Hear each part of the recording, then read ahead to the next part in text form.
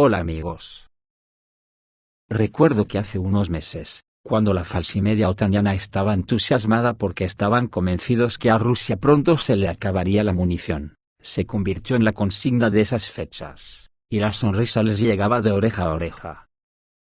Recuerdo que en el vídeo dije que había que ser gilipollas para regocijarse de algo así cuando se trata de una potencia nuclear. ¿Con qué creen que se defendería Rusia si llega a esa escasez? ¿Con tacos de escopeta? Eso fue uno de los muchos escupitajos que en el colectivo OTAN están acostumbrados a escupirlos al cielo, y luego pasa lo que pasa, que nos caen a nosotros a la cara. Un escupitajo consigna así, solo lo puede echar alguien más corto que las mangas de un chaleco. Pues ya veis, hoy a sus promotores ya les ha caído a la cara en forma de advertencia de Dmitry Medvedev, como veremos más adelante. El escupitajo que también echaron cuando cayó la Unión Soviética fue tan grande, y con tantas celebraciones imperiales, porque creían que habían matado el espíritu socialista de un pueblo, que los efluvios se les subió a sus cerebros. Y llegaron a ver que introduciendo las mieles del neoliberalismo en Rusia, acabarían con la revolución comunista para siempre. Este escupitajo fue de tal tamaño que ahora nos puede caer encima, y arruinar el jardín con reglas de Borrell, como también veremos más adelante. Es de tal magnitud el colapso de los cerebros de los dirigentes neoliberales, que ni nos imaginamos hasta qué punto están dispuestos a acabar con todos nosotros antes de ver perdida su hegemonía. Cuya consecuencia es, que esta guerra será una guerra a muerte entre dos formas de concebir el futuro de la humanidad, donde ellos, los nazis neoliberales, defienden que las corporaciones esclavicen a toda la humanidad. Ni me imagino lo que será de nosotros si el capitalismo gana esta guerra. Y en este foro de Davos, y en la reunión de mañana en Ramstein, ya están escenificando cómo será ese mundo, donde el odio al diferente conceptual será la regla. Ayer vimos a la jefa de la Inteligencia Nacional de Estados Unidos, marcando convicciones, el territorio conceptual de la OTAN, y avisando que no se puede permitir la derrota de Ucrania, porque destruirá Occidente. El actual foro económico de Davos fue visitado por la directora de Inteligencia Nacional de los Estados Unidos, Avril Haines, la cual se dirigió a los participantes del foro. Y en particular dijo porque para Occidente la derrota de Ucrania en el conflicto con Rusia es inaceptable. Además de todo lo que se ha dicho sobre las consecuencias para el mundo si Ucrania no tiene éxito, hay una serie de otras consideraciones. Hay claridad sobre el hecho de que, francamente, el conflicto en Ucrania tiene consecuencias globales, dijo Avril Haines. Esto tiene implicaciones para nosotros en términos de pensar en la fuerza de nuestras alianzas. Tiene implicaciones para nosotros en términos de cómo manejaremos las crisis en el futuro, dijo Haines. Y agregó que Estados Unidos y sus aliados están ayudando a Ucrania no solo por el bien de Ucrania, lo estamos haciendo por nuestros propios intereses. Por su parte, el secretario general de la OTAN, Jens Stoltenberg, habló en la misma línea en Davos. Dijo que es extremadamente importante que el presidente ruso, Vladimir Putin, no gane en Ucrania. En parte porque será una tragedia para Ucrania, pero también será muy peligroso para todos nosotros, porque entonces será una señal para todos los regímenes autoritarios que pueden lograr el uso deseado de la fuerza y la violación del derecho internacional. Esto nos haría vulnerables, dijo Stoltenberg. Hay que joderse lo que hay que oír, ¿qué dirán las naciones destruidas a lo largo de la historia por estos energúmenos? Según Stoltenberg, el camino hacia la paz en Ucrania es el suministro de ayuda militar a Kiev, las armas son el camino a la paz, parece una paradoja. Pero la única forma de llegar a un acuerdo es convencer a Putin de que no va a ganar en el campo de batalla, que debe sentarse a la mesa de negociaciones y negociar, agregó. Estas declaraciones, sin embargo, no son nada nuevo. El mismo Stoltenberg habló antes de la misma manera. Pero claro, con una hipocresía asombrosa. Claramente no le corresponde al secretario general de la OTAN decir algo sobre el uso de la fuerza y la violación del derecho internacional. Después de todo, hay más que suficientes ejemplos de tales acciones por parte de la OTAN en general y de los Estados Unidos en particular durante las últimas décadas. Toda esta verborrea triunfalista del engendro neoliberal, ha sido regado hoy mismo con una micción encima de sus cabezas, que el vicepresidente del Consejo de Seguridad ruso Dmitry Medvedev. Y les ha dicho que las potencias nucleares no pueden perder grandes conflictos, y advierte a la dirección de los departamentos militares de los países miembros de la Alianza del Atlántico Norte, que acudirán a la próxima reunión en la base aérea de Ramstein en Alemania para discutir la situación en Ucrania. En particular, está previsto tomar una decisión sobre el suministro de armas pesadas al régimen de Kiev. El vicepresidente del Consejo de Seguridad de la Federación Rusa, Dmitry Medvedev, expresó su punto de vista sobre estas acciones de los países de la OTAN en su canal de Telegram. Como señaló el político, la reunión en la base aérea tendrá lugar inmediatamente después del Foro Económico de Davos. En este evento, los representantes occidentales declararon por unanimidad que para resolver pacíficamente la situación en Ucrania, Rusia debe perder en el campo de batalla. Sin embargo, tal escenario es claramente imposible, enfatiza el vicepresidente del Consejo de Seguridad de la Federación Rusa. Las potencias nucleares como Rusia no pueden perder grandes conflictos, en los que se juegan su destino. Y matizó que la derrota de una potencia nuclear en una guerra convencional puede conducir al estallido de un conflicto nuclear. Esta es una conclusión elemental que se puede sacar, pero por alguna razón, los líderes occidentales no pueden entender tal perspectiva para el desarrollo de la situación. De la publicación de Medvedev se deduce que Rusia no puede permitirse perder en Ucrania.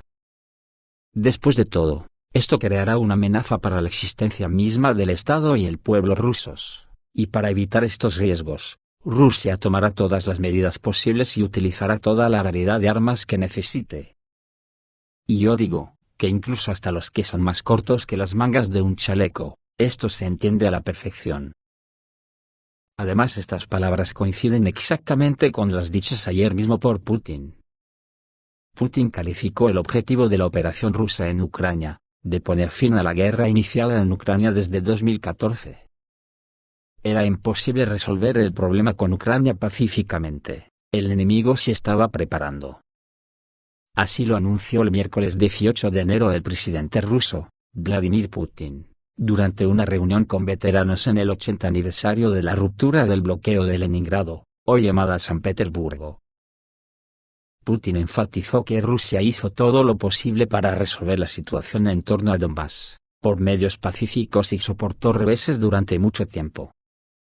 Según él, la Federación Rusa no pudo sino responder a lo que comenzó a suceder tras el golpe de Estado en Ucrania. Hizo hincapié en que las hostilidades a gran escala en el Donbass no se han detenido desde 2014. Han comenzado, de hecho, a exterminar a las personas que viven en estos territorios, solo por lo que consideran relacionado con la cultura rusa, con el idioma ruso, enfatizó Putin. Que señaló que Rusia no puede olvidarse de esto. El Comité de Investigación de la Federación Rusa se dedica a esto, y arregla los hechos del bombardeo de civiles en Ucrania. Putin enfatizó que hay muchas personas en Ucrania que entienden lo que está sucediendo, y dan una evaluación correcta de las acciones de las autoridades ucranianas. Todo lo que estamos haciendo hoy, incluido la operación rusa en Ucrania, es un intento de detener esta guerra para proteger a nuestra gente. Estos son históricamente nuestros territorios, dijo el líder ruso.